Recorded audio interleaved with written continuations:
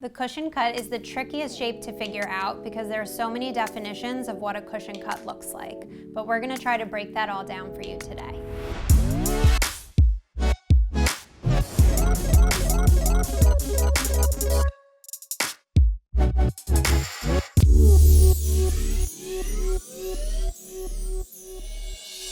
Today we're going to talk about the cushion cut, and there's a lot of confusion about all of the definitions of a cushion cut and what you read online. The cushion modified brilliant and the cushion brilliant, the antique cushion cut.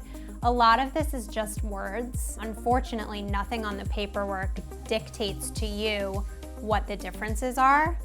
So I'm gonna try to simplify that for you, and really what you should be focusing on is what look for your cushion cut do you like? So there are sort of two main camps that people focus on. There are the people who like the crushed ice look, and there are people who like the sort of chunky antique look in a cushion. The crushed ice look is really more reminiscent of a radiant cut. You get a lot of sparkle and fire. The chunkier, more antique looking stones are closer looking to a round with squared off edges. Another thing about the cushion is that they can come very square.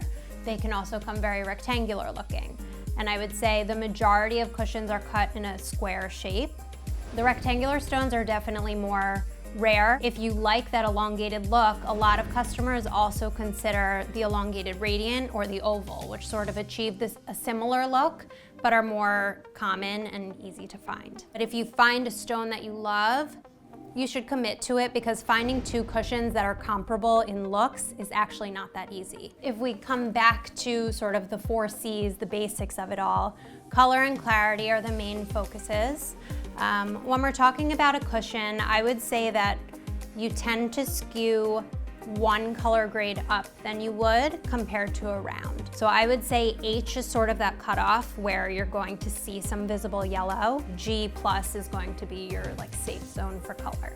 If we transition to clarity, the cushion is pretty good at hiding the imperfections. Really, we can be looking all the way down at SI2. It's all about finding the right SI, but you can certainly go there. Cushions in general are cut pretty deep, so when you find a shallower stone, it's going to face up bigger than maybe the carat weight suggests. So if we're looking at these 4 stones here, these 3 are all 4 carats.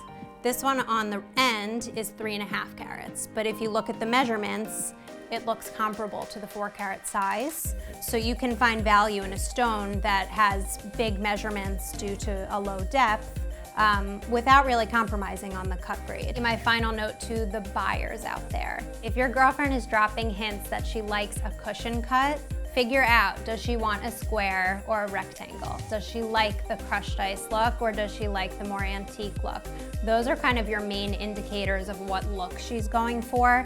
And even if that's a picture that she's tagged you in on Pinterest or Instagram, that gives us a really good idea of the type of cushion she's wanting. And then you and I can work together to figure out color and clarity and where in there is your sweet spot depending on the budget.